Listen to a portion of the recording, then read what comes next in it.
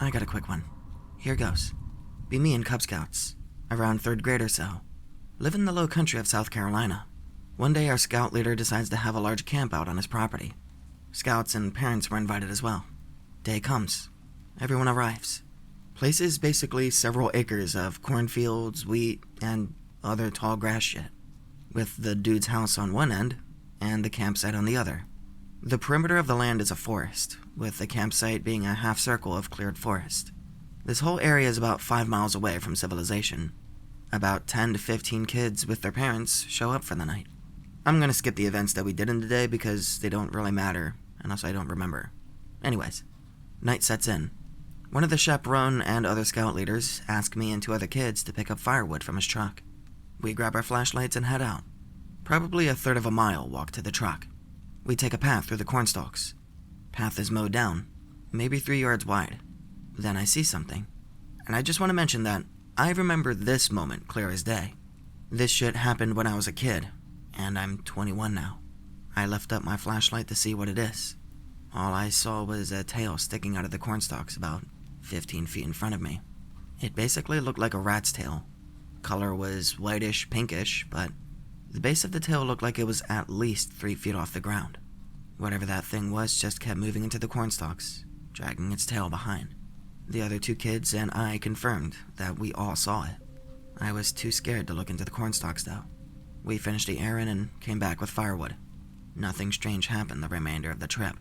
I never got to see the body of the thing, but I could not think of an animal where I live that has a tail like that and is that tall.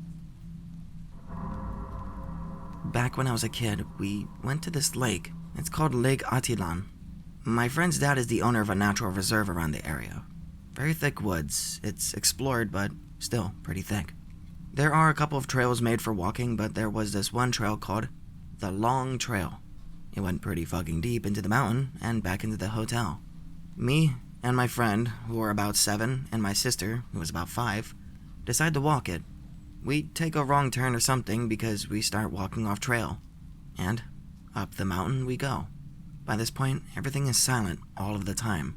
There's only wind. We, being the little shits that we were, think nothing of it. After about 30 minutes of walking aimlessly, we reach this odd building. It's made entirely out of lamina. It's not odd for a third world country. But what's incredibly wrong is how old it looks. Like it's been there for decades. Rust all over it and completely overgrown. We, again being the little shits we were, decided to stay away from it for our safety, and suddenly the door bursts open. This weird-looking man starts jittering out of the house.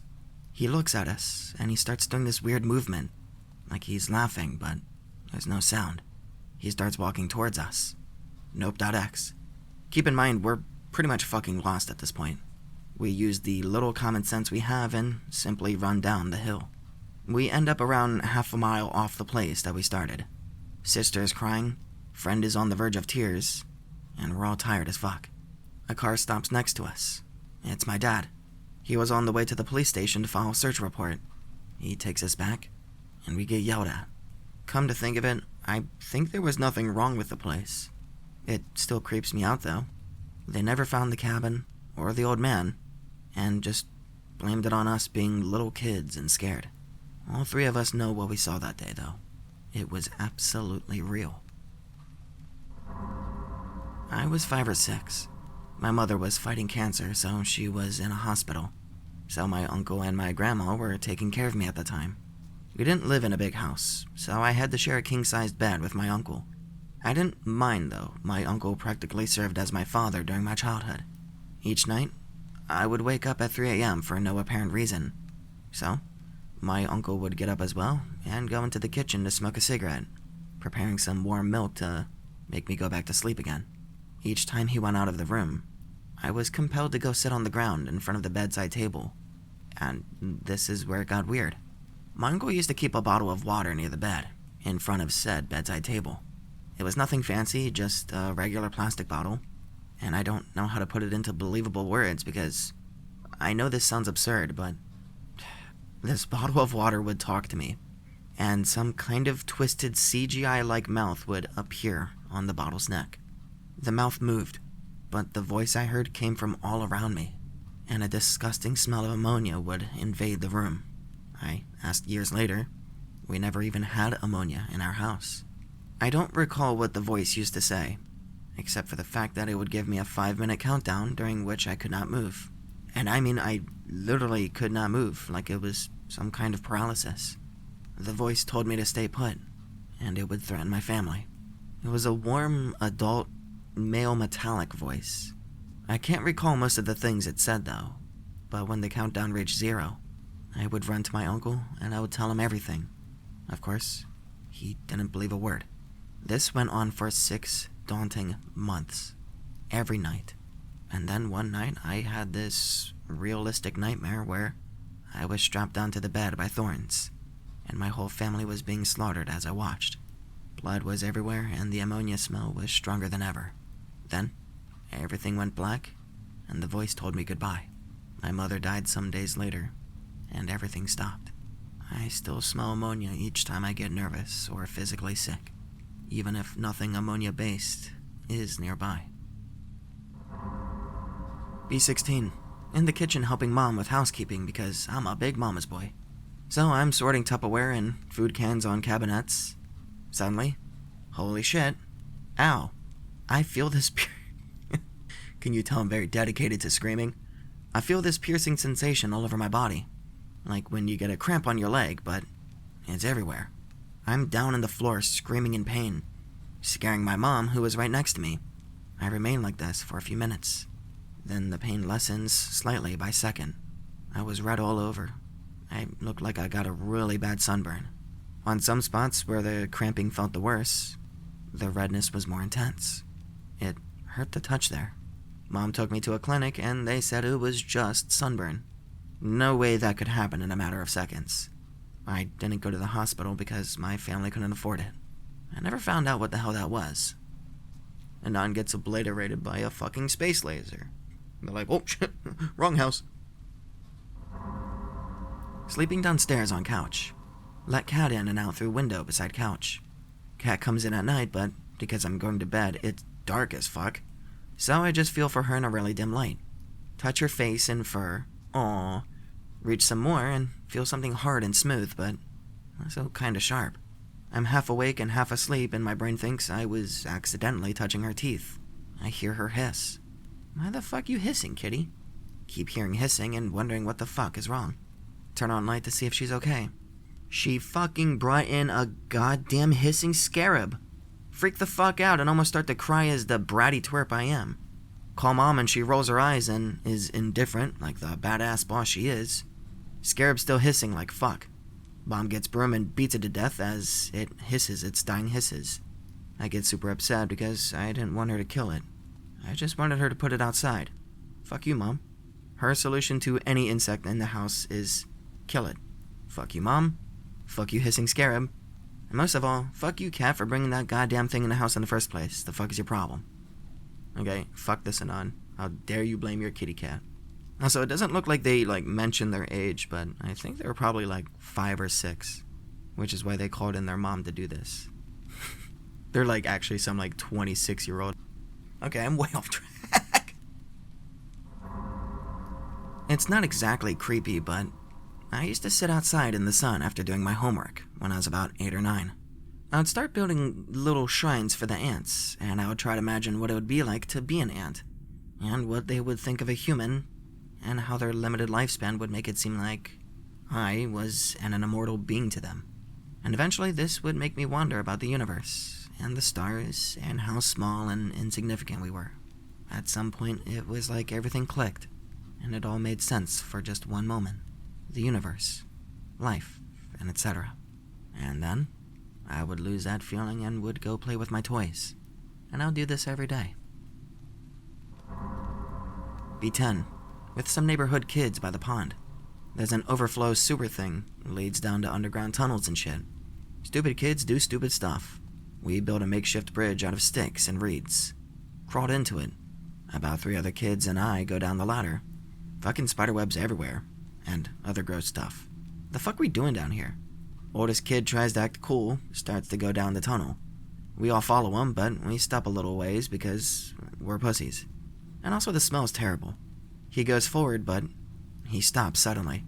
Screams bloody murder, turns around. Screams and bloody murder, turns around. Screams at us to get the fuck out and to run. We all freak out and run up the ladder. Says he thought he saw a body. We laugh. Yeah, right. A few days later, cops are all around the pond. They found the corpse of this missing girl in the tunnel. Since then, they've barred off all drainage pipes and overflow tunnels around the county. I'm 6. I'm in an old house's hallway. Mom says I would point at a specific point at the wall and cry about how, quote-unquote, he was being mean to me. Apparently, when sister was young, she had an imaginary friend named Toby, and would always say he was in the same spot that I used to point at. Found this out after moving out of the old house. Mom lends old house to cousin. Cousin has a toddler. Toddler says that Toby misses me. Nope. Never gone to that house ever again. Shit. The only one true supernatural, magical experience I've ever had in my life. Be me, 7 or 8 years old. Living in Germany. U.S. Air Force dad, local mom. Parents decide to take a day trip to go hiking in the Black Forest. Halfway down the trail, rest area. Parents admire the scenery, take pictures, and do touristy shit. I play with some other kids for a while. My dumbass decides to wander off into the woods. Walk about 10 minutes, find clearing, look back, and I can't find the trail. Panic. Keep walking like a dumbass. Feels like hours have gone by. The forest changes. Things become still and hesitant, like an expectation. The light changes. It becomes golden and soft. Birds stop. Insects stop. A quote-unquote woman steps out of the woods, but she's not really a woman. Her skin is wood, like burnished oak. No mouth, no nose, but wide yellow eyes like owl eyes. Hair is moss. Not like moss, I mean it's actual moss. Doesn't look like a woman, really. It looks like a tree. But its presence was the most feminine aura I've ever felt in my life. It's peaceful and beautiful beyond description. She takes me by the hand. Her wood skin is warm and solid, like a log that's been laying in the sun. She leads me back to the trail, and I've been gone no more than 15 minutes. She pats my head and disappears into the woods. Parents just ask if I had fun playing with the other kids. 3 years ago, be in woods collecting wood for Uncle's fireplace. Walk over to a thin piece sticking out of the ground. Grab onto it and yank. Doesn't come out. I drop other wood and I use both hands, using my body weight. Wood finally pops out of ground, and I fall onto my back. Examine wood. Oh, it's not wood. It's bone. That's a fucking femur. Scream and drop it. Bolt back to Uncle's house and yell at him to come look at this bone I found. He finds it. We dig. It's a whole skeleton. Call cops, and they take the body and etc., etc. Last people who lived on the property killed their kid and buried them. Yeah, that was a rough day. In the most simple way possible, I remember things I shouldn't, and I don't remember things that I should. Now, it could just be that my parents are, or were, hipsters, I guess. For clarity, I was born in 1998. The little that I can remember from my early childhood, from like 0 to 6, is pretty much blank except for some strange memories that seem to exist in an amalgamation of the mid-90s and mid-2000s. Like, if I didn't still have friends from back then, I would be convinced that my memories are artificial for the first 6 years of my life, and heavily controlled for the next 4. It doesn't help my suspicions that my mother, who frequently jokes, I hope jokes, saying I'm a clone, and tried to convince me that decade was not worth knowing for the longest time. As for the stuff I don't remember but really should, things like why my best friend is my best friend, and the years that important life events happened in. Also, my memories seem very empty, like no passerbys, and a disproportionate number of them take place at night in empty fast food joints. Which is odd, because my parents are very anti-fast food. I'm sure I have a memory of me sitting in a Hungry Jack's at like 10 o'clock with Space Jam on a TV in the corner.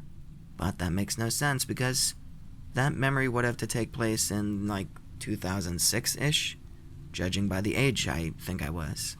But why the fuck would anyone be playing Space Jam on TV in 2006? The fuck do you mean, why would anyone be playing Space Jam on TV in 2006? This is a true story. Be 10. Be poor, so share a room with 2 other brothers. Hot night, midsummer.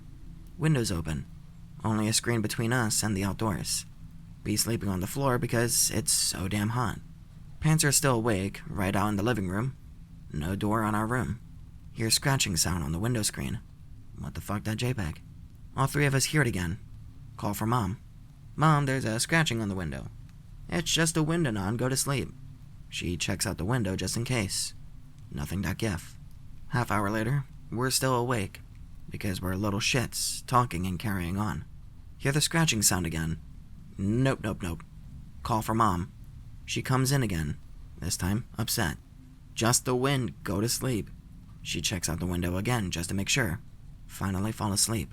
Next day, Dad's outside doing dad shit. See him come in with a concerned look on his face. Hear him and Mom whispering in the kitchen. Hear the word window and screen. I'm worried, but I'm young, so I forget about it. Years later, I bring up the story to my mom. I'm about 18 or so. She goes pale, as if remembering something terrifying. Anon, the next day, when your dad went out to work in the yard, all of the flowers in front of your bedroom window had been trampled.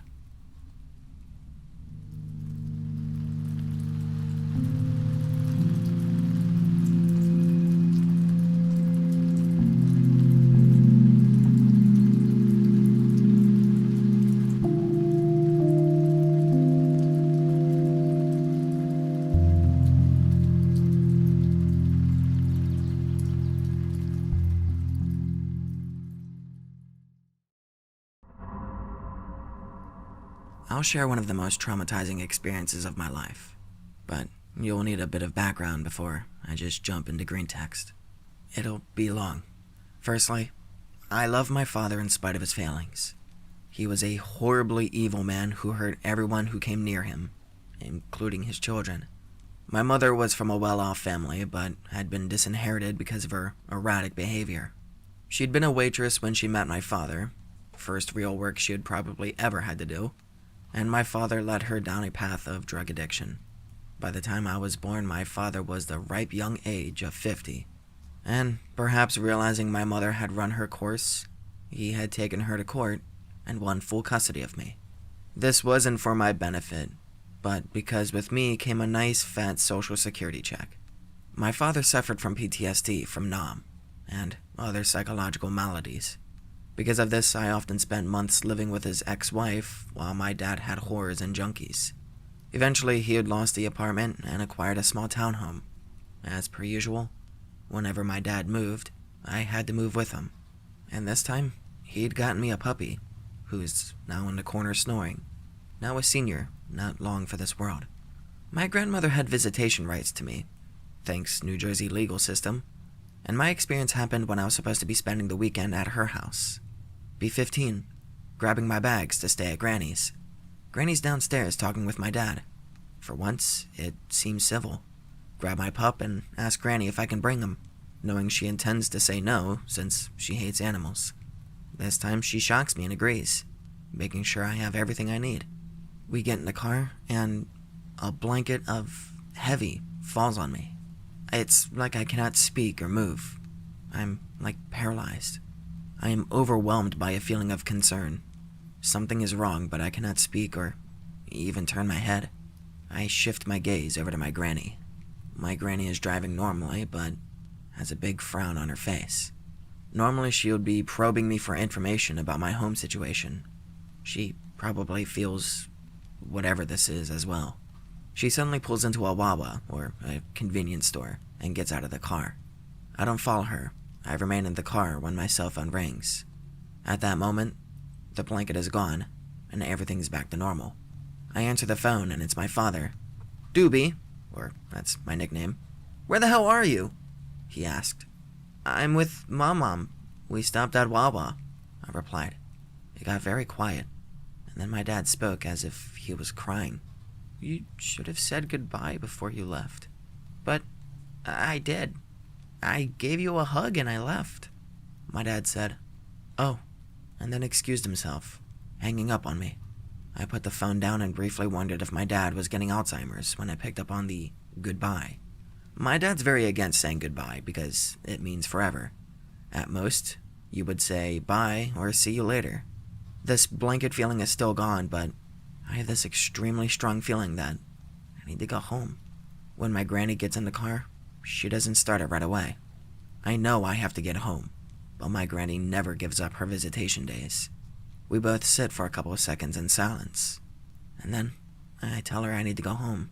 Her eyes get teary, which is the first time I'd ever seen my granny even close to tears. Up until that point, I had always seen her as a stone-cold killer with ice water in her veins.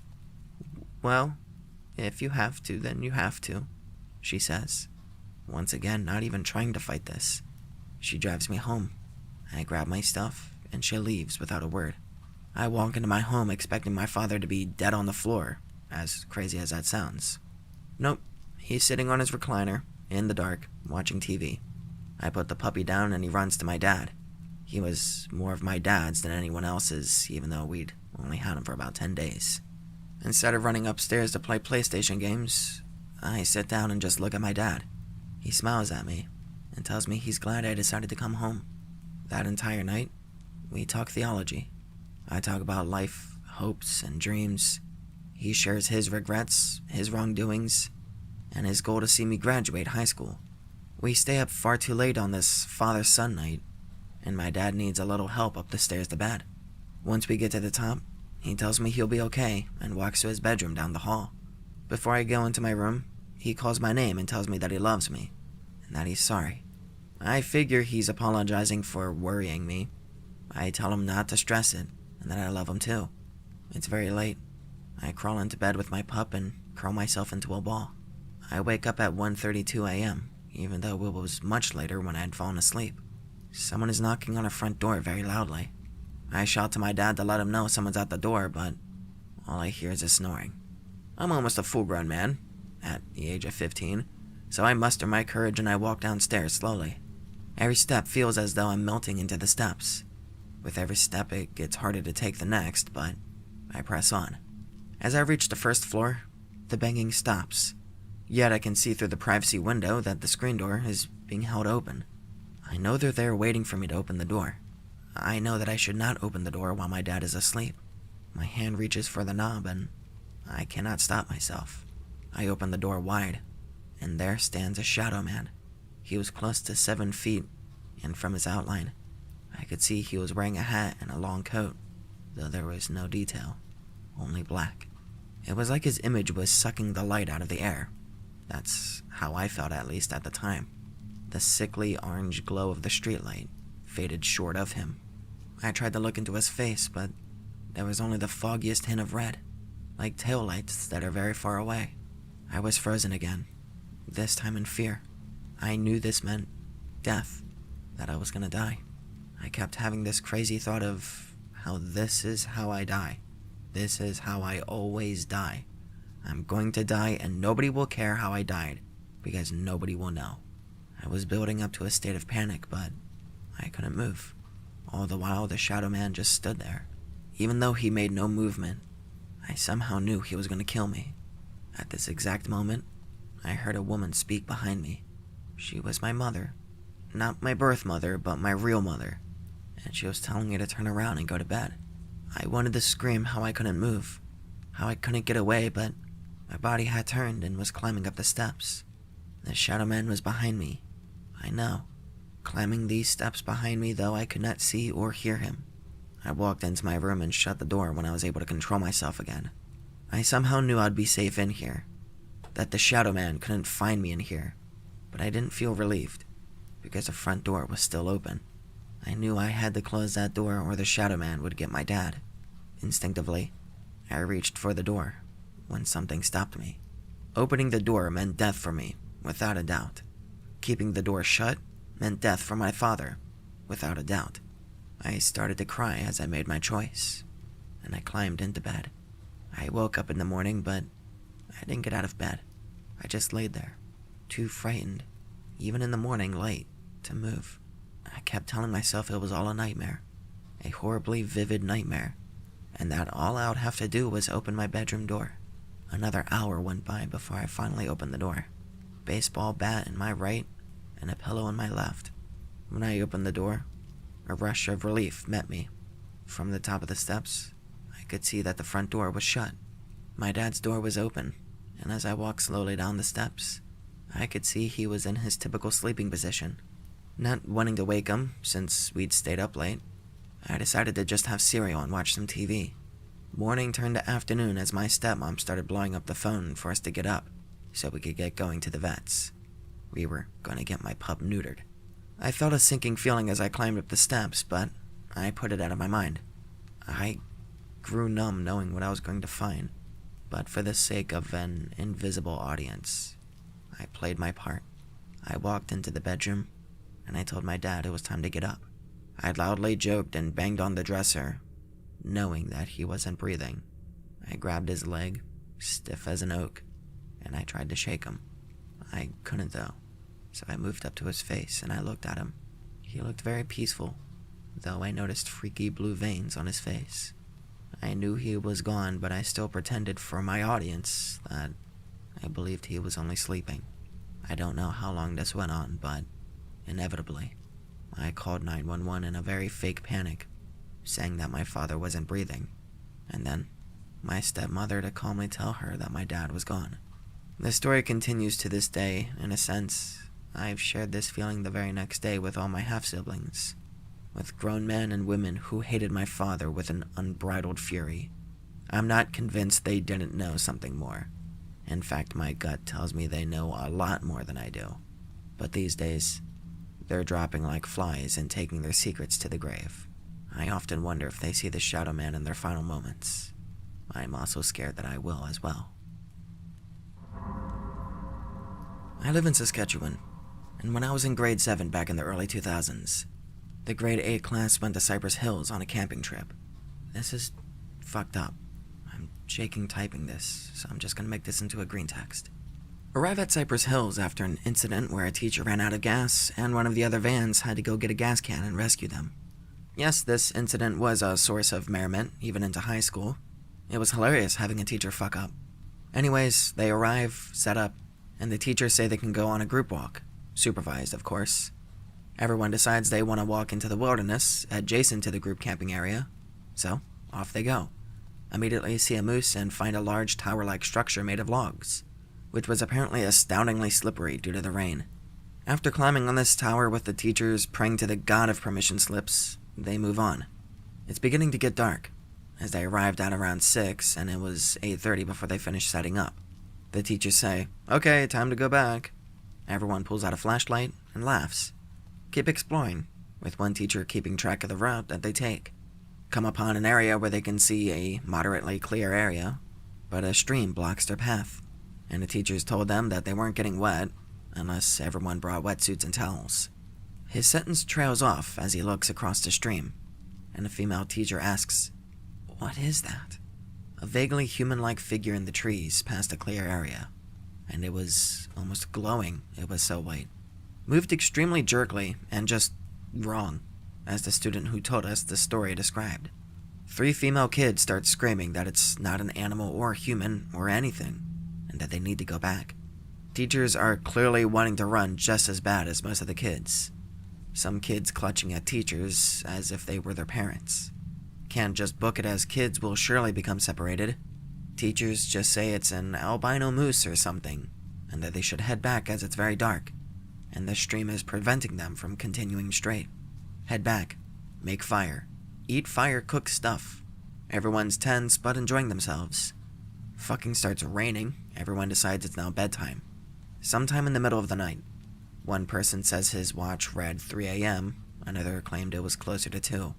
One of the groups of girls just starts screaming frantically. Teachers flock out of tents, as well as a few students who didn't care about how wet they would get. Guy telling this story included. He made a quip about him grabbing his wetsuit and towel before exiting the tent. Teacher yells at something to shoo. Another teacher just straight up yells, "What the fuck is that, Dave?" Dave is our teacher. I suppose at this point, for some clarification, I should mention that this section of the story was relayed to us by another student a day after they returned from the trip, and our teacher Dave allowed him to tell us this story during class time. At this point of the story, Dave claims the grade 8 teacher didn't actually swear, and the student relaying the story was exaggerating, which we all believed, as that grade 8 teacher was extremely laid back and mellow. I can't remember the name of the student telling the story though. Anyways, the teachers are all yelling, and something audibly scampers off, or shuffles or something, into the woods. The students who left their tents are freaking out, the girls are still screaming, and a park ranger actually comes to the camp 20 minutes later, as campers a good ways away heard the commotion and reported it. The teachers explain the situation, and the park ranger says he's not sure what it could have been, but that it was just likely a moose or a deer, and that they're just not used to seeing them in the dark. Everyone sleeps the last few hours, or claims they did at the very least, and that nothing of interest happens for the rest of the trip. The guy relaying this story to us said they called it the White Man, and they pranked each other a lot on the last day. Now this was a yearly thing for the last 3 years. Grade 8s raise some dough and go to Cypress Hills for a weekend. So we were shitting ourselves when it was our turn the next year. So, a year passes. Most people have forgotten about the White Man story, and some are fairly excited. On the way there, someone jokes to the teacher driving our van to check her fuel gauge. Someone mentions looking for Bigfoot in the woods. I then add, "Or the White Man," having forgotten about it until cryptozoology was brought into the mix. Everyone just stops. Teacher driving our van did not go last year, and doesn't seem to know what we're on about, or just thinks it's some kid's story. She was pretty ditzy. We arrive and set up, and while setting up, the mellow teacher lets out a string of curses when the U-Haul that we used to move our camping stuff didn't want to open. I then think about the "what the fuck is it, Dave" incident. We get set up though, and decide upon exploration, as kids are wanting to do. Ask teachers about the log tower thing in the woods. They show us the way. Climb on it like little moronic monkeys. Go for a small walk deeper into the woods. Nothing interesting. Teachers insist that we head back when it starts getting a bit dark, even though a few kids brought flashlights. All the teachers had flashlights hidden in their coats as well, we later found out. First night was nice, had a talent show, ate lots of junk food. It went well. First night was nice, oops. Next day, we try to go to a touristy spot, which is closed for whatever reason. We go back to the campsite and decide to mess around on the tower and play some sort of pretend gun fight thing. By we, I meant me and 8 other guys. Most of the girls just stayed and hung out at the campsite. A couple guys did as well. We're gonna go play a board game and bet candy or some shit. That one weird kid is laying on the ground with his legs vertical on a tree, reading some book. Before we went to explore, we were taking photos of him being weird for whatever reason. It's amazing the details you remember in these situations. Anyways, a teacher accompanies us, the ditzy one that drove us. We all mess around, she's all, "Be careful," the whole time. Rained a bit the previous night, not enough to disturb our sleep, but enough to be noticeable in the morning. So, as a result, it was slippery as fuck. We were used to it being relatively dry, and one kid takes a nasty tumble off the makeshift ladder that we had to make, just to get to the top of this tower thing, which was only about 8 feet above the ground or so, and he isn't seriously hurt, but he has a few cuts that looked worse than they were. The ditzy teacher panics and takes him back to camp. We decide the best course of action is to explore further than the previous night.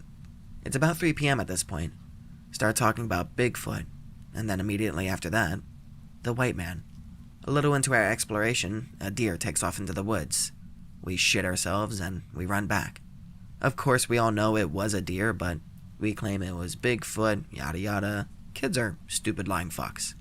That evening, we want to explore more. Wait until teachers are occupied, and think we're hanging out in our tents. We head off, flashlights and sharpened sticks in hand. One of the funnier guys in our class manages to get super ahead of us without us noticing, and jumps from behind a tree, in his underwear, scaring the shit out of us. We ask why he's almost nude, and he says he thought his clothes were too reflective, and that he could hide better that way. And the moron forgot where he dropped his clothes. We start looking for them, splitting into 2 or 3 groups. I forget exactly how many there were. My group was the largest, 6 of us out of the 10 or 11 total. We go in roughly the same direction, flashlight beam still visible, but not in one group. Find his clothes, he gets dressed while I take a piss, and another guy gives me some light to piss by. He's facing into the woods in one direction, and I'm facing in the opposite direction. He's pointing the flashlight behind him towards me. Flashlight goes off of me as I'm zipping back up, and he just yells out, "White man." I turn and look, and sure enough, some large-ass thing is in the woods a good ways away, obscured by trees and glowing light almost. Probably due to the flashlight. Shit, it was probably 10:30 or 11 at night. I should mention that. Him and I start screaming. Not yelling, screaming. And the rest of the group comes over. They were only about 20 feet from us, talking while the one guy gets dressed. When they join us, the thing starts walking in its fucked up shuffle walk, and we notice that it has at least 2 more limbs than it should. At this realization, we bolt towards the other groups who were headed towards us. The teachers apparently heard us screaming and started towards us, leaving one teacher behind to watch the kids at the site. We all merge into one big group of kids. Teacher comes a minute later with one leading the way with a flashlight the size of my head. They start to scold us for being out here at night without supervision, and mid-sentence, we hear these huge shuffling movements in the trees. The teachers, without flashlights in hand, pull some from their coats and start scanning the woods with the rest of us. Everyone deadly silent, aside from one guy weeping. I think it was the one who was lighting up my urination. I'm shaking like a motherfucker at this point. I grab a flashlight from one of the kids who isn't scanning the woods, just holding it. We can't see the goddamn thing. Too many trees and such, but we can hear it moving, and it sounds like it's getting closer. Teacher Dave asks if we know the way back to camp. We swing around and see the towers barely in sight in that direction. Stands out due to the whittled look of the logs. There's no bark, which is why they were so fucking slippery. We say, yeah, we can. Dave says we need to make sure everyone has a flashlight, or is with someone who has one. Since the outcast kids weren't with us, we paired up easily where required. Me with the kid I took the light from. Dave tells us we're gonna sprint back to camp in case it's a bear or something. My mom almost called the school when I told her this story, as she thought that was highly irresponsible, but I explained the lack of bears and that was just him trying to dismiss the white man thoughts in his head. Everyone fucking makes a break for camp. We hear the thing pick up speed, even over our own footsteps and the wind in our ears. One kid eats shit, and the mellow teacher picks him up and continues. We all gather in the open-air canopy thing that had the tables and such. People who are at camp are barraging us with questions. And then, this fucking thing appears at the edge of the camp behind some trees, hiding it somewhat, but not enough to mask that it's obviously otherworldly. Dave just keeps repeating, "That's not a moose. That's not a moose." It seems to want to move towards camp, kind of shifts weight in that fashion. Some kids begin screaming. Teacher just starts yelling at it to get out of here and such. It turns and shuffles into the woods again. None of us get a wink of sleep. Ranger comes by in the morning asking what happened. Dave and mellow teacher take him away and talk with him. We can't hear anything of the conversation. All we hear is the mellow teacher in a raised voice exclaiming, "Deer don't have upwards of 6 goddamn legs, though." Ranger is visibly disturbed throughout the whole conversation. We wind up leaving the next day, aka a day early. Dave is the only one that will talk about it. He says he admits that he thinks it was the same creature, and that it wasn't a deer. School stops going to Cypress Hills due to changes in policy about field trips. And that's pretty much it. Never heard anything about it after that. I just assumed that we were all crazy. Be me 3 years ago, 16. Be at a really janky carnival. Lots of face painting and stupid kitty shit. Here with my little brother, let's call him Dale Gribble. Dale Gribble tells me he has to use the bathroom. Say okay and take him around the entire carnival, looking for a bathroom while Dale tries to not shit himself. What the fuck, there's no bathrooms here. Take him across the street to a pretty rundown restaurant. You know, the old ones that never really shut down, but haven't been taken care of very well, so they're pretty shitty. Dale Gribble says the place scares him. Tell him to suck it up as we walk in. As soon as we enter, the guy behind the counter's head snaps up to look at us, in a really fast, jerky movement. Even I'm kinda spooked at JPEG. He asks if we want anything to eat. Tell him we're just gonna use the restroom. He points to a dirty, busted-up old door in the back and says, "Shitter's that away." Thank him and take brother in there. He takes a stall, and I go to the urinal to piss. Something feels off here. I'm not sure what it is, but the air in here feels heavy. Tell Dale to hurry it up. He just kind of whines at me. Think that's a little odd? He never really wants to just shut up. Wait for him outside the door for a good 10 minutes before going back in to see what's taking so long. Dale? No answer. Getting worried, I open the door to his stall and find, well, my brother, I guess. Except he's on the toilet, and his eyes are pitch black.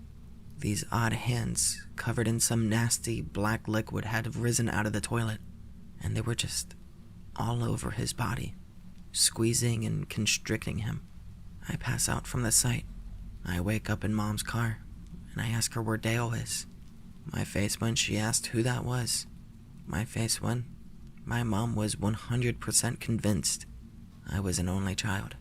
Never use a public restroom again. See, that's the fucking problem with these stories, is that they suck. No. It's fine to throw in, like, the odd curveball for the too spooky ending, but they just, like, you can tell they just get tired of typing, and they're just like, and you know, never went there again. The end. Yeah, I watched this child get absorbed by by venom. Never use a public restroom because of that again. My mom doesn't believe that there was a second child. I grew up with a little brother. My mom never knew him. The end.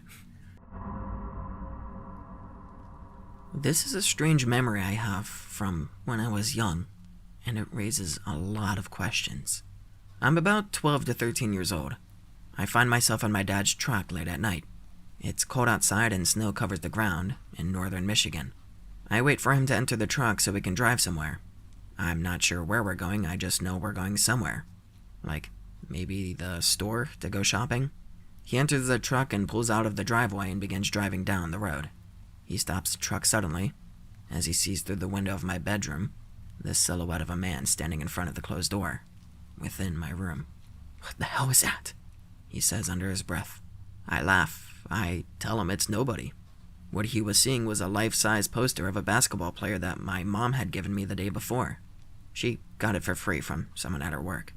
I didn't even watch basketball, but as a kid I thought the size of the poster itself was cool. So I put it up on the back of my door, so when the door shut, you could see the poster. And this door was lined up within the window. I explained this all to my dad 2 feet away from him, in the passenger seat. He completely ignores me, and says again, "What the hell? I have to check this out." The whole time he's saying this, he's staring down the poster in my room. I tell him again, "Dad, it's just my poster." He still ignores me. He flings open the door to his truck and rushes inside the house to my room. He pounds on the door to my room and opens it, with my mom at his side. My mom laughs and tells him he was just seeing my poster, so he calms down. I just laugh and I say, "See, that's what I kept telling you, but you never listened." He still doesn't say anything. Months pass and I have this funny memory in my head. And one day, as funny conversations and memories get kicked up with my family, I bring it up and say, "Hey, remember that time you thought someone was in my room when we were in your truck when we went to go drive to the store?" At first he looks confused and then says, "Yeah, I remember seeing the poster, but the store?" I respond, "Yeah, the store, remember? I was sitting next to you telling you it was my poster, but then you just decided to run inside anyway." He then says, "We weren't going to the store, and you weren't with me. It wasn't nighttime either. I was driving to work really early in the morning when it was still dark, when I had seen that poster. When I hurried up and ran inside and opened your door to see who was in your room, you were still passed out asleep in your bed." I immediately got the chills as I realized why he never responded to me when I was sitting next to him. He never responded to me because I was never really there. He couldn't see me or hear me. When I sat next to him on that cold winter morning in his truck, I was nothing but a ghost. To this day, this weird memory has raised a lot of questions for me, and it almost makes me wonder if this happened to be a time in my childhood when I may have actually astral projected, and I never realized it. I clearly have that memory, and had I not brought it up again for the laughs, I wouldn't have heard his side of the story and received the actual context of the scenario. So, it makes me wonder how many other people may have memories that took place or seemed normal at the time without them realizing what exactly they were doing. Any missing time stories? This happened to me only once, 16 years ago, and I still have no idea what happened. Be me, 8 years old, early spring. Still some snow left on the ground, but not much. My house was a block and a half away from my school. You could see my roof from the hill the schoolyard was on. Absolutely no way I could ever get lost. So, I walked home from school every day. 3 p.m. School's out. Start my walk. Get about halfway home. This next bit is like burned into my memory. It's honestly the most vivid recollection I have. I remember a school bus pulling up on the street next to me at a stop sign. Bushes on my left. I was looking at an odd bit of snow on the ground. Suddenly, I have no idea where I am. Dried blood under my nose. It's getting dark. Wander around for a while. Still no clue where I could be. Give up and do what any 8-year-old would. Sit down and cry. An old lady finds me, apparently out for an evening stroll. Asks what's wrong. I explain the situation, and I give her my address. She says she knows my street. Walk for what seems like an hour and a half. Really dark when we make it to my street. I tell her I know where I am. I thank her, and I leave. Get home. It's going on about 10 p.m. now. Mom is pissed. Thought I tried to run away or something. Tried explaining it to her, and she doesn't believe me. I see my dad the next day. Parents were separated. He thinks I have epilepsy, so he takes me to a doctor. I'm perfectly fine. Never happens again. Thinking about it still kind of freaks me out. Never known anyone else who also experienced this. I've decided to bring this story up to my dad today. He said he remembered it well, and he was really worried about my health at the time, but that wasn't the freaky part. He went on to tell me this. Be me, 8 years old. Still. Live with my mom on the weekdays. See dad every weekend. A week after I lost that time, my dad says I kept telling him weird stories about lights and nightmares. He claims I told him about a dream I had where people would just come and stand around my bed all night, and I would be too scared to move. Dad plays it off as a regular kid, imagination or nightmares, etc., although he did tell me he was a little weirded out. I go back to my mom's place. See dad again the next week. Tell him I saw lights in my backyard at night. I had a room on the second story of the house with a clear view of the yard from a window. He says I would tell him the lights would sit in the yard for hours. Sometimes they would move around and, quote-unquote, spin. He's freaked out, but says I didn't think anything of it. I go back to mom's. He thinks about it for a couple of days and calls my mom up to ask her about it. She apparently got pissed and told him nothing was happening. I see my dad again the next weekend. He asks me about the lights and nightmares, but I adamantly told him, those aren't real. Mom told me so. She said never to talk about it again. He said after that, he dropped the subject, even though I seemed kind of sad and dejected when I said that. I don't really remember any of this, but I've got a pretty spotty memory of those years anyway, and I couldn't even really tell you about major stuff like birthdays or school. Mom's an alien. Next. It's my first time posting a story here. Sorry if I don't exactly follow the conventions. Very normal, low-key childhood. Grew up in an area famous for its seclusion and scenery. Houses surrounded by thick forests, middle of a valley that's sandwiched between several more valleys that grow increasingly large. Always took in the woods/forest familiarity as normal and completely non-threatening. Always got cracked up by how people would react to coyote shrieks and owl hoots. Regularly walked by itself in the general area around the house since 9 or 10. Followed old skid trails and ridges that, by all means, I should have gotten lost on. Spookiest thing that ever happened to me was getting jump scared by a deer, bursting out from behind a tree and scampering off. I was never worried about walking alone. Hiking and just messing around in the woods was my absolute favorite pastime. It only takes one night for this to completely change and give me severe panic attacks when alone in nature. Early December, I'm 12. It's 3:30-ish a.m. Mom wakes me up, tells me to follow her onto our porch. Lights are all off, and she tells me to be quiet. Dead silence. She's clearly listening for something. We wait for 5 minutes. Repeatedly hushes me, and I'm getting worried she's having a hallucination or something. Goes back inside. She makes sure the door is locked like 5 times. Tells me that she heard crying. She's convinced that it was a kid. I tell her she was probably dreaming, but she's convinced it was real. Tells me that I woke her up and lasted for the better part of a minute. She describes it in really freaky detail. Can explain exactly how it sounded. A choking, terrified sob sort of sound. She immediately jumped to a lost kid. She explains that it was loud enough that she heard it through her closed door and her window on the opposite end of the large house. Whatever, I didn't hear anything. Tells me that it came from the direction that my window, right over the head of my bed, points out. Weirded out, but not fully convinced. Lock window. Go back to sleep. Mid-January. Still 12. There are some really beautiful views from ridges overlooking some old clear-cutting areas only a couple hours hiking behind our property. 12-year-old idiot me grabs a granola bar and decides to make a day out of it. On the way, notice some strange footprints. They're completely spherical, as if someone was pressing featureless balls, maybe 10 inches in diameter, over and over again. Strange little marks at the base of the indentation. Weird, but whatever. They're not exactly threatening, so I ignore them. 3 hours of fucking around later, I get back to the house. Mom's home. I ask her about the tracks just out of curiosity. She knows her shit on this stuff. Her dad has a wall full of hunting shit, and she was always that kid that he took with her, and who kept up with him the best. She's curious too.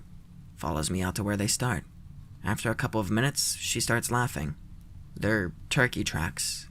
The turkeys were sitting down because of the cold, and they managed to make perfect circular shapes. The little marks in the center were clearly normal tracks in a few of them. Start heading back, talking and laughing. She goes dead silent. I notice. Ask what's going on. She just starts walking away from me, towards the side of a ridge I normally don't go towards. Did you do this? It's a fucking perfect human footprint. Tell her absolutely not. It's bigger than my foot anyway. I walked this exact way earlier today. This was not fucking here. It snowed last night too, and I was paying attention to every little change in the scenery. The turkey tracks had been very well hidden at the edge of a skid trail. This had to have been done after I walked past it, and now my stomach is in knots. Absolutely zero question about it. It wasn't spooky Bigfoot or anything like that, just a straight-up human footprint. You would be dead from frostbite if you were wearing even socks and pajamas outside the night before. Our pipes had almost froze again despite having both a wood stove and furnace working to heat them. It's not a single footprint. There's an entire trail. This just happened to be in clear sight while the others were more hidden. The trail is sharply curved in a U-turn, stopping at this footprint and heading back in the same direction. It goes on forever. We walk alongside it for what feels like an hour. It stays close to where I was walking. This is a usual path for me, and now I'm getting really genuinely freaked out. Looks like it was following me from a distance, and now she's getting scared. Anyone who walks barefoot this long is far, far beyond normal. Obviously a danger. We both fucking stop dead in our tracks. A few feet ahead, coming up from a ravine and joining with the one we're following, is a new trail. It's a child's footprints. Fucking unquestionable once again. You can see every single toe in perfect detail. We're getting nervous as all hell, but we continue on until we see another trail of slightly smaller footprints. There's 2 kids. There's 3 clearly distinguishable spots where snow was pushed or clawed away, and someone or something laid down or did something that required contact with the frozen grass. We were probably just getting panicky, but we thought it looked fresh, We book it back to the house, arguing about if we should call the cops, or Game and Fish, or whoever we would call for something like this. Finally decide that we shouldn't because technically it's not our property, and my mom's really paranoid about trespassing. My brother got busted for it. All around just a really bad situation. Decide that we'll go out again tomorrow with Dad and brother and see if we can find anything, and then decide if we need to call. That night, still terrified, alternating between, "It's snow hobos," and, "Oh my god, there's frozen corpses in the woods." It snows like crazy. Near blizzard, just like the night before. 3:30-ish a.m., once again. Woken up by Mom standing over me, poking my side. Outside my window, distant but audible, there's the unmistakable sound of a child sniffling and crying. Mom looks terrified. I only hear the last few seconds of it as it wanders into the woods. It's the exact fucking direction the tracks were in. After a few minutes of silence, we go out on the porch with Dad and brother. Brother and Dad both have to wake up around 4:30 a.m. for work, so I was the go-to if anything was wrong at night. This meant my mom was seriously afraid. It's silence for a few minutes. We're about to go back inside. We're all eager to get back inside. Snow falling in the dark is somehow horrifying when combined with the sounds of the wind. I still remember how creepy it looked because of the almost full moon. We're constantly looking back to the other end of the porch in paranoia. Suddenly, across the way, in the same direction as the child crying, I hear the most god-awful noise of my entire life. I've never been able to find something even slightly comparable. The best I can explain it is an inhuman sound being made from a human body. It was a scream, and I'm almost certain that only an adult could make something with that much bass. But it didn't sound like any screaming I've ever heard come out of a human. It was almost closer to an ape shriek, but so much louder, so much deeper, and almost layered, so that to compare it to an animal really doesn't make sense. It wasn't one of those cheesy Bigfoot calls. No offense to people who get off to that stuff, but those always just sound like a chimpanzee scream being played in the woods via boombox. This was clearly living, and something like a human. This thing goes on for 40 seconds at least, non-stop. It tears through the wind like it's 3 feet away, and we're fucking paralyzed. Finally, silence, and we edge back to our door. It starts again, a little quieter, more of a shriek, and it only lasts a few seconds. It's on the opposite end of the property. We get inside, put the house on lockdown, and we get away from the windows. As we're debating if we need to call the cops, the fucking power goes out. Our phone, which we had just bought, is one of those pieces of shit that can't still be used, with just telephone wires still working. Scariest night of my life. No, nothing happens, but needless to say, we bought a new non-shit phone in a couple days when the roads were cleared. For a few years, I lived with my parents after that. I never really hiked by myself again. I tried to a couple years later and I got seriously terrified. Next time our uncle comes to visit, he himself used to be a big hiker. We talk about it and ask if he ever saw any footprints or anything like that in the area. Is visibly disturbed. Has had similar experiences. Turns out, there's been a few situations on the road over the past 30 years. That could be the same thing. It sounds kind of shitty without any actual sightings of whatever the hell it was, but anyone who heard the noises I heard that night would never want to go in those woods again.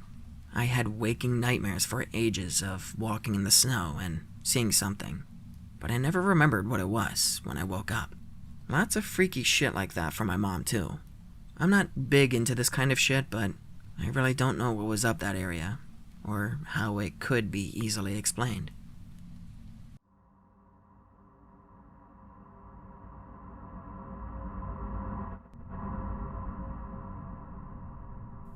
My friend and I were in a required computer literacy class, one that was far below the brow of either of us. We were able to complete our typing assignments remarkably quickly, or so we thought. If one was very advanced, they could get into the PowerPoint and Excel assignments, which were usually assigned at later points in the class. After our 15 minutes of work was done, we were left with 40 minutes to either go further in the class or, if we didn't mention our completion until the end of the class, it would be time for flash games. There was a catch though. We had to make our way through the filter. This turned out to be easy for the two of us. All we had to do was load up command.com, or something similar, to ping the websites that we wanted to go to. When we typed in the IP addresses we got from pinging the websites, we could get in, but the actual domain name was blocked. It was this technical savvy that landed me and my friend in grand trouble. My friend and I realized that our access to the command line let us do a lot more things than we were supposed to be able to. For some reason, it was allowed, but cmd.x could not be loaded without administrator privileges. This didn't matter to us, though. My friend told me, let's see if we can find anything cool in the teachers' directories. We had figured a way to access these through the command line, and in our spare time in the class, we snooped around the files of our teachers and administrators. We had even garnered the password to the school's administrator account, named Santa. Among us, the name Santa had mythical abilities. He could watch YouTube videos and stream music through the internet with impunity. Our 8th grade minds were tantalized by these prospects during our computer class, which was drudgery during the mandatory 15 minutes of work at the beginning. We looked in the vice principal's files and saw a bunch of files, but it was mostly just things for newsletters and such. Looking around our other teachers' files yielded similarly uninteresting results. But there was one that we had forgotten. Our computer teacher. Our computer teacher was a veteran of the Afghan War. Many of his friends had died in combat, and he often talked about his experiences there.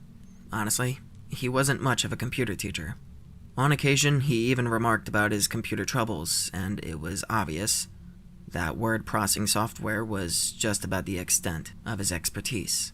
He was a very relaxed teacher and tolerated a great deal of laziness within the class, which made him a favorite amongst the students, in spite of his dubious qualifications. For this reason, we hesitated to violate his privacy by snooping in his file structure. He was one of our favorite teachers, and he taught our favorite class. He seemed to be one of the calmest and most fun teachers we'd ever had. We swallowed this guilt, however, hoping to find something that allowed us a way to bypass the filter on our own accounts. We had begun using Santa as our own account, but we knew this wouldn't last. Eventually, someone would figure out that we were using an administrator account, and the password would be changed. We needed a more permanent solution to our problem.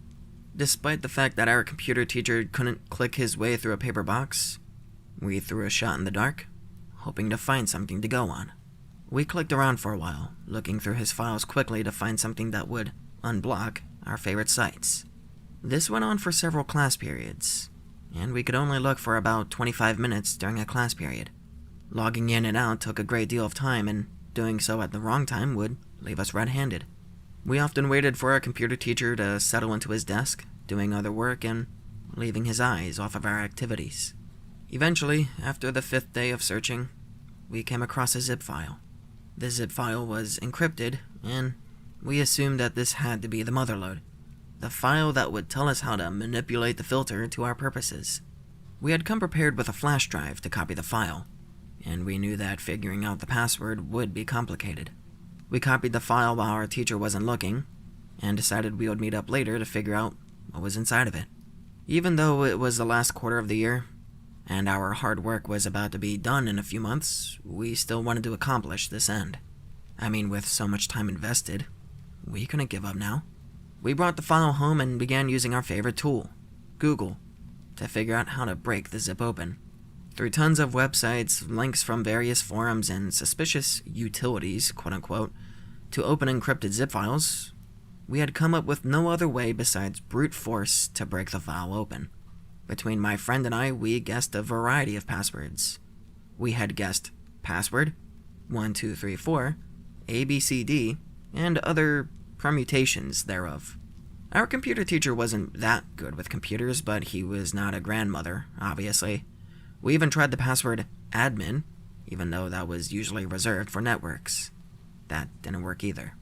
Eventually, after tons of failed attempts to break open the zip, my friend said, "Well, let's try something from Futurama. He always talks about it. Let's try Slurm. He's got that poster behind his desk about it." We tried the password, and much to our surprise, it worked. We were in. Unfortunately for us, the contents of the zip file contained nothing relating to our goal.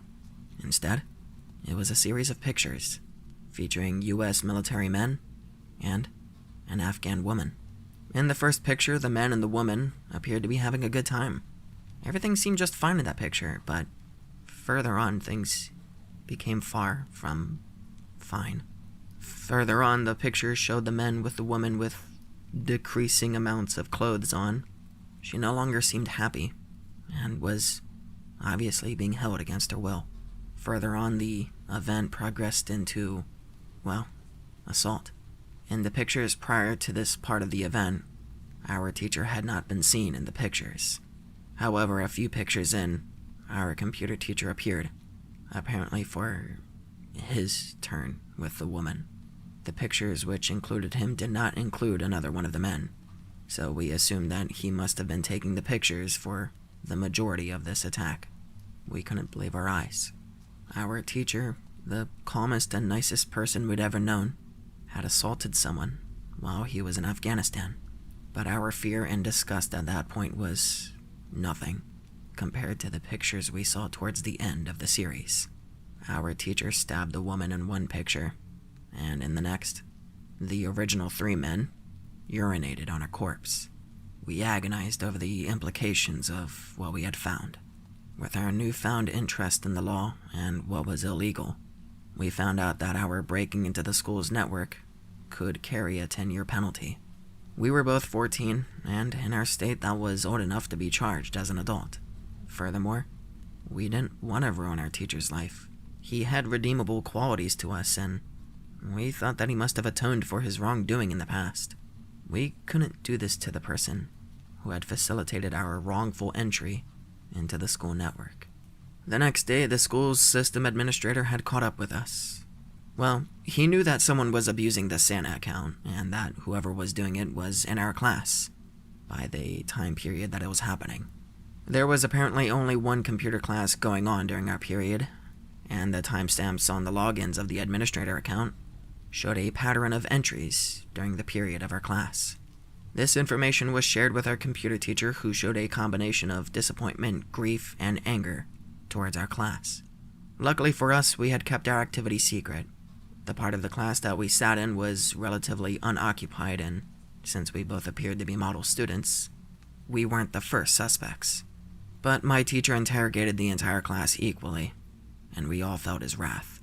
He stood over us, a tower of muscle and anger, a combination most of us weren't accustomed to. He stared with intensity that ignited a horrible fear in all of us, causing even the most stoic of us to be noticeably uncomfortable. Our discomfort was particularly noticeable and extreme, partially because we were guilty, and partially because of what we had found during our exploits. He lined us up, asking each of us, "Was it you?" To which all of us answered, "No, sir." When he came to my friend and I, however, he said, "You two didn't do it, right?" Asking us in a manner showing that he still maintained his trust of us. We felt especially horrible because of this tone. We knew he trusted us, and we had violated that trust. But regardless, we just answered, "No, sir." He left us quickly, lingering for much less time than for the other students. We had passed the danger. Luckily for us, no one else admitted to it, and the punishment was given to the entire class in the form of being relocated away from the computers.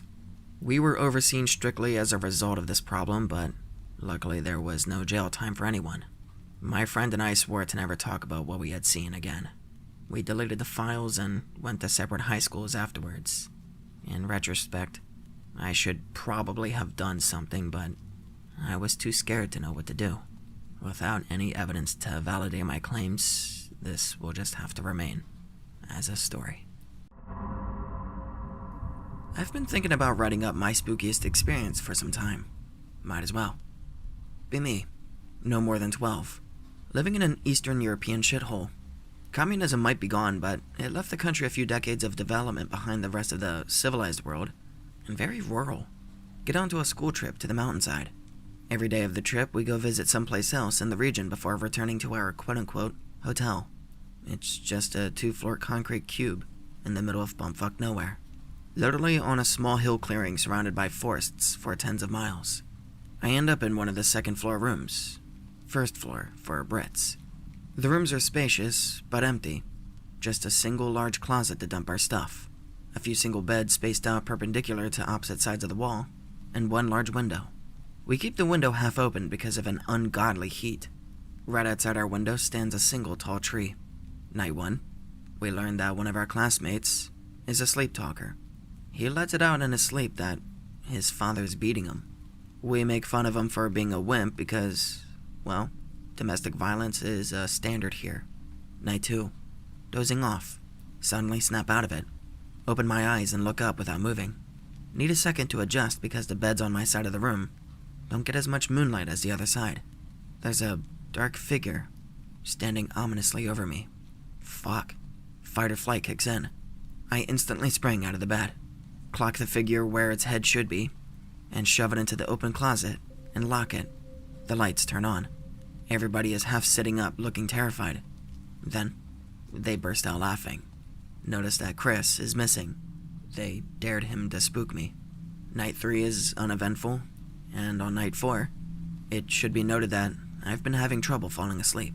I've always been, but the heat is making it much harder still. That and the shadows cast by the tree outside the window, and its occasional rustling, are creeping me out. I tell myself that it's just my imagination, and I close my eyes to ignore it. Spend a good 15 minutes waiting for sleep to come, but no luck. Hear the window slowly creaking. Must be the wind. Ignore it. Can't ignore it for long. While staying as still and quiet as possible, I slowly open my eyes. I want to say I wish I hadn't, but it's probably a good thing that I did. Leaning in through the window from the waist up is something that made me put security roller shutters in my windows for the rest of my life. The moonlight illuminated it too well for comfort. Coupled with good eyesight and how close it was, my imagination didn't even get an opportunity to fill in the blanks. It was humanoid, with wrinkly gray skin. Its torso and arms are visibly stretched out, and continue slowly stretching as it's moving over to the closest bed on the opposite side. Its hands are long and bony, and not so much clawed, rather than tipped with overgrown human nails. It's pretty clear the hands are what were casting the shadows that I desperately hoped could have been tree branches all along. It's also got a pair of extremely saggy tits. Second time I got to see titty in my life. Its head was adorned with a clump of very thin, wispy hair down to its shoulders. After what felt like forever, but was probably just a very surreal 5 seconds, it stops stretching and slowly turns its head towards me. No way it noticed me, right? Right? Slowly enough, I also get an uncomfortably good look at its face. It's mostly human, except for the round, bulging eyes, and how the bottom half of its skull extends down and forward to make room for a set of massive, horse-like teeth. It makes eye contact with me and flashes me a look of surprise, forehead wrinkling as if to raise eyebrows it didn't have, and mouth opening slightly to gasp. The surprised expression quickly changed. The mouth turned to an intimidating grin, but the look in its eyes was patronizing, kindly even. It raises a finger to its mouth in a shushing motion, then slowly contracts itself out of the window. I can hear it drop down the full height from the tree, then run off on long bipedal footsteps. Needless to say, I did not sleep that night. I don't even fucking know, like 4. Told I was going to a special doctor. I went there frequently as a child, and my mother took me. Walk down hall. Seems like normal doctor's office. Go into a giant fucking hangar or something. There's a table there. I get on it, and I'm given anesthesia every time I win. One day the doctor tells me it's the last time I'll see him, and I have to go. I don't remember anything after that. Next memory is being at a different house than what I was used to. Mom said it's the only house I lived in as a kid. The whole world behaved differently ever since I left that last time. I'm not trolling. This still bothers me. I met a dead person once. Rung my friend Amy's doorbell, and an older woman answered and told me that Amy was at dance class. But I could sit on the front porch and roll her yarn balls for her. Being 8, I did it and hung out with the old lady for a few hours, waiting for Amy. Amy didn't get back before I had to go, and so I left and came back the next day. I asked who the old lady was, and Amy said she didn't know. A few months later, we were at her house cleaning out her guest room, and I found a Polaroid of the lady I met. Amy said it was her great aunt, but she had been dead for 6 years. I told her about the porch meeting, and Amy shrugged and told me that seemed to happen. Apparently her aunt still visited, and they would smell her perfume or find her knitting stuff laying out. I guess she just didn't want to leave her family yet. I can remember when I was in maybe 5th grade. I had gotten a rash while on vacation. There were these little bumps like pimples that could be popped if I tried hard enough. There was a patch of this rash on the inside of my elbow, and it had scabbed over. I was in a school assembly, and I scratched my arm. To my dismay, I scratched off a large scab. But the scab didn't fall off, and stuck to the bottom of the scab was what looked like a white worm. I tried pulling on it, and I started to pull on it. It started to come out, and I felt what I can only describe as a release of pressure further down my arm by my wrist. Being in an assembly, my little mind didn't grasp the severity of what I was seeing. So, I decided to wait until the assembly was over. Whatever was in my arm had other plans, and started to retreat back into my arm. So, I kept pulling on it, kept trying to pull it out until I could go to the office. I ended up ripping my scab off the end of the worm thing, and it went back into my arm. Never had anything like that happen to me since.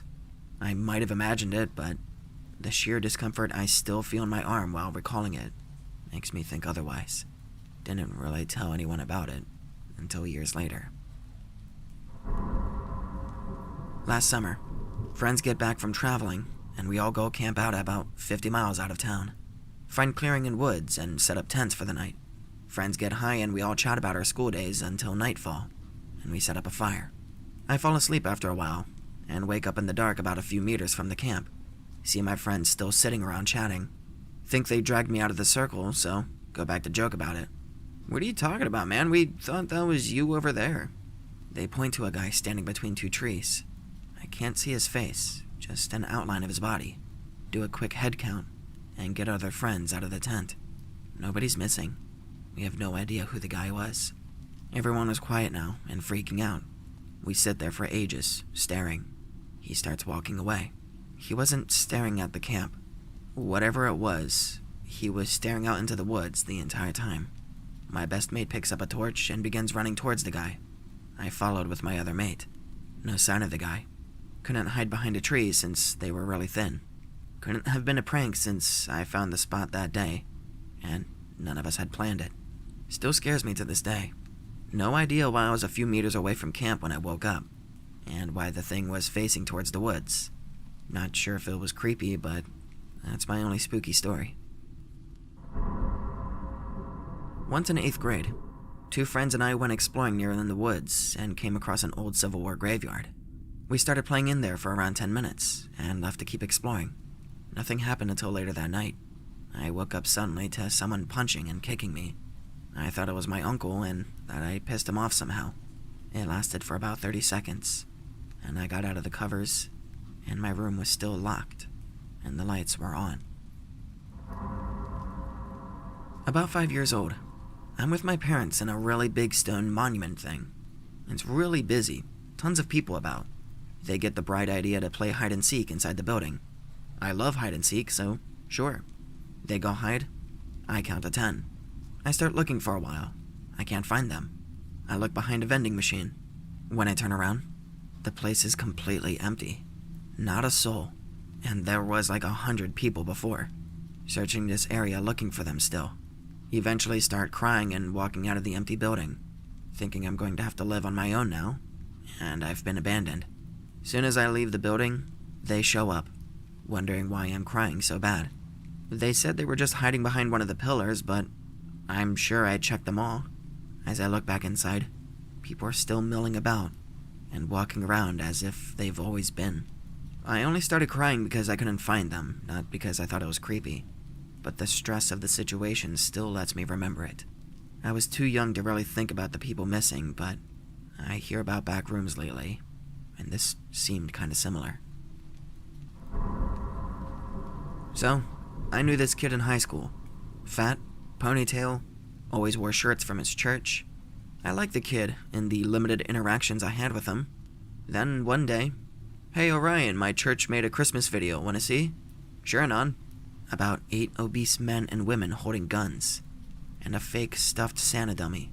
Some guy dresses suspiciously like an ISIS member, and reads out Santa's quote-unquote crimes.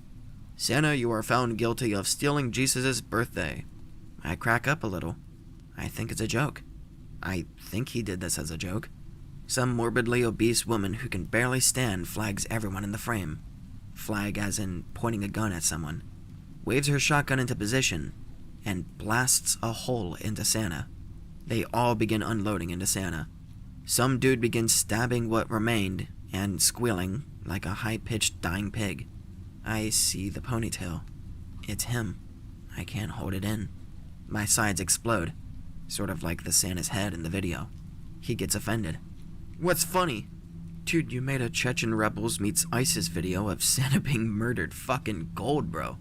"Santa stole the birthday of Jesus." Weeks later, kid gets kicked out of school for terroristic threats. Church pastor gets chased out of town for starting a pseudo-turf war with a Christmas tree store.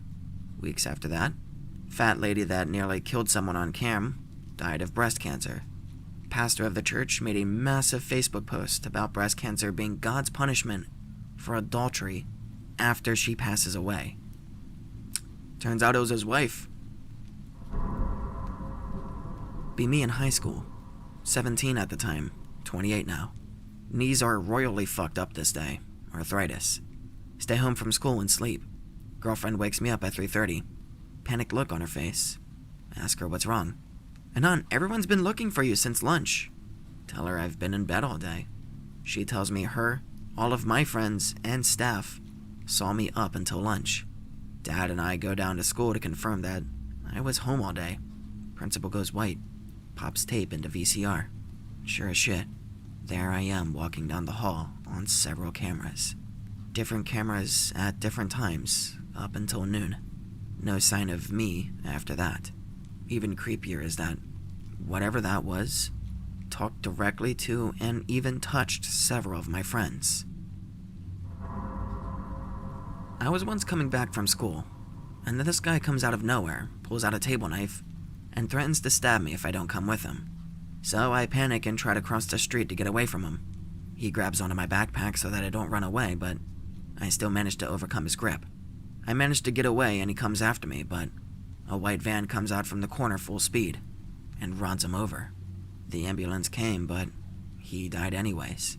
Apparently, he ended up accidentally stabbing himself in the chest when he tried to shield himself from the van. Be me. Few years back, way past midnight, trying to sleep. I have big mirror that's on the side of the bed. Looking into the mirror, close my eyes, open them again.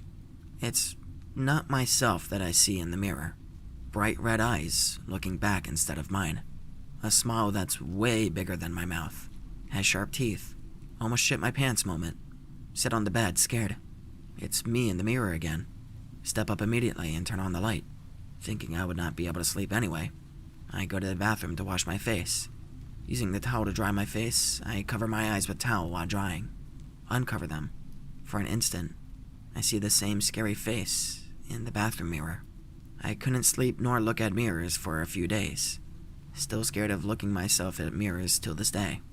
I still want to nuke my entire house from orbit.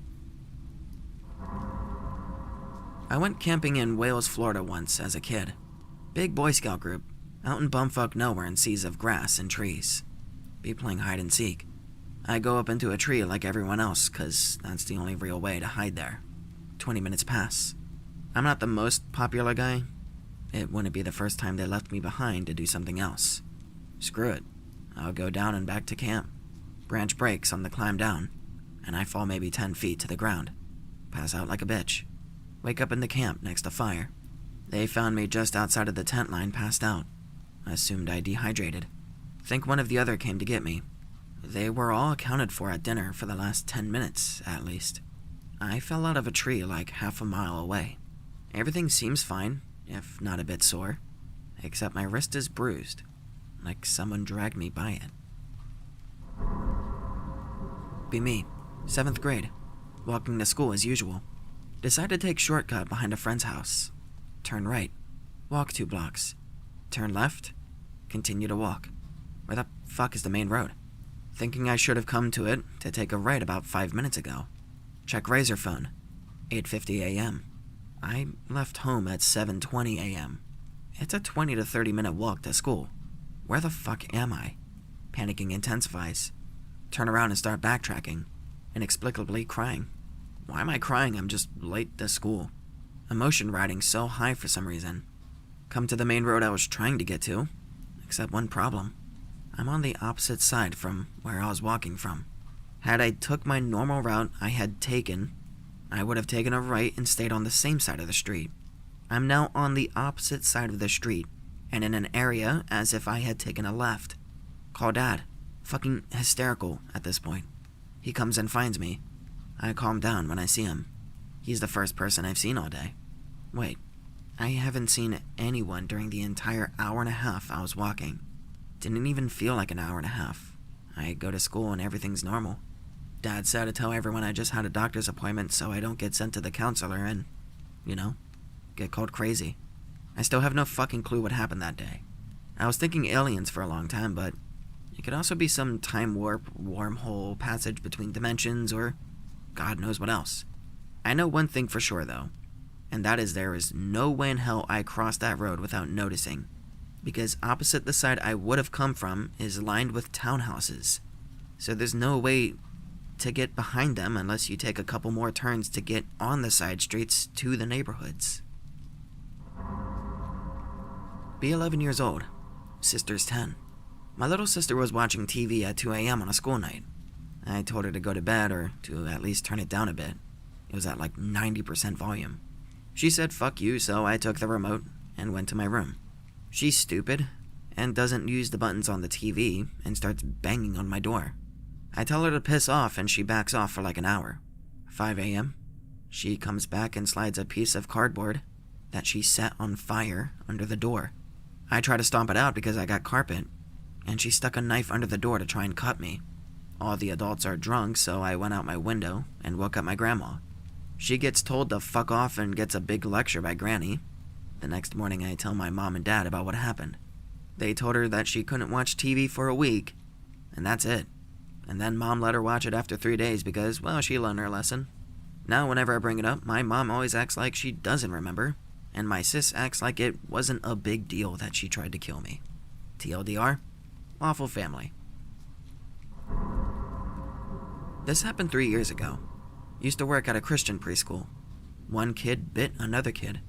Took the little nibbler outside. Put him in 5 minutes of timeout. We're supposed to incorporate Jesus into the discipline somewhere. Now, Jesus wouldn't want you to bite anyone, you know that, right? Yeah, but sometimes the devil inside me tells me to do things I shouldn't do. I was fucking speechless. The delivery and everything, it was reminiscent of a fucking horror film. His name was literally Damon. And then he just skipped over to the Lego station. Hey X, I've got something interesting enough to bring me out of lurking. I hope some of you can perhaps give me some insight as to what the hell I saw. I was just another 8 or 9-year-old kid living in Mormon land, Utah, wasting his summer vacation while life was still fun. Out behind my house, practically in my backyard, was a huge dike at the mouth of a canyon, coming from some nearby mountains.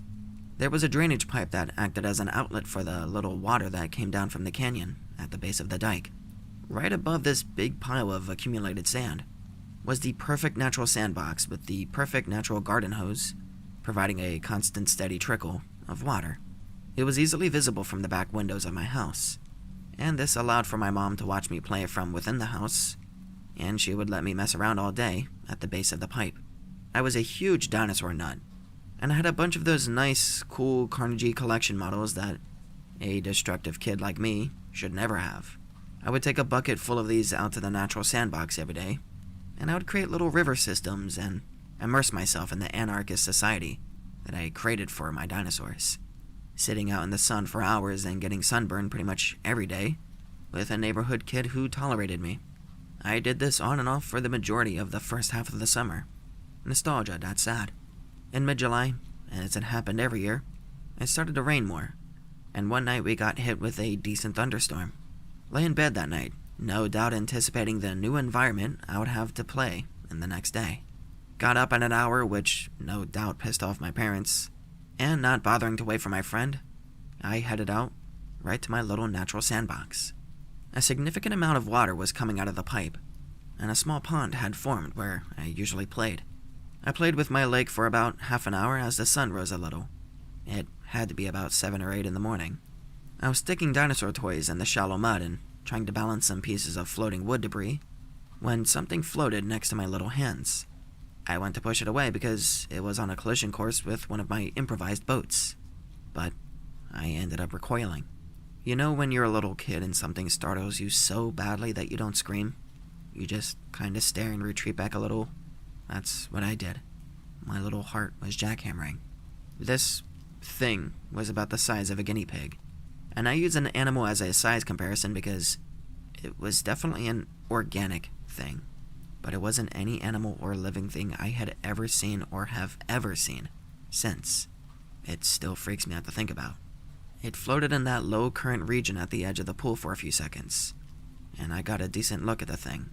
It had that fatty pink-gray waterlogged color of something that's been dead and in the water for a little while, but not yet falling apart. It had a head and a torso, from which trailed half a dozen or so tentacle-like things, splayed out around in the water, and a couple dragged in the mud. It was hairless, and it didn't look like it had ever had hair, but it wasn't scaly either. And it had a fucking face. Not a human face, not even close, but a face. It reminded me slightly of the face of a pug or a bat. It was wrinkled and flat. It had a toothless, slack-open mouth, and I could see one of its eyes, which was that dead custard color, scared the fuck out of me so much that all childish desire to examine or poke it with a stick was gone. I quickly retreated back to my house and told my mom what I had seen. My mom seemed worried and even interested, and accompanied me back so I could show her. By then, the current had carried it away, along with a couple of my dinosaurs, which was almost as upsetting as seeing the thing itself. We looked around and found one of the dinosaurs, but we never found the thing. I was too nervous to play there for the next couple days, which worried my parents because I really loved playing out there. And they even tried to convince me that it might have just been a decaying dead animal. I eventually got over it, and I went back to playing. A few years later, when I was 13 or 14, the whole incident came back to my mind, and I explored up the canyon to see if I could find anything, which I didn't. I never forgot seeing that thing. I know it could partially be explained away as the result of a creative, childish mind, or that it really was the decomposed remains of something else. But I remember it very clearly, more clearly than any other childhood memories, and the thing was really clearly defined and seemed very whole. I had searched the internet for explanations and haven't found anything. I've even looked into cryptids and the like. The quote-unquote globsters kind of remind me of it, but it was much, much more clearly composed. So what the hell was this?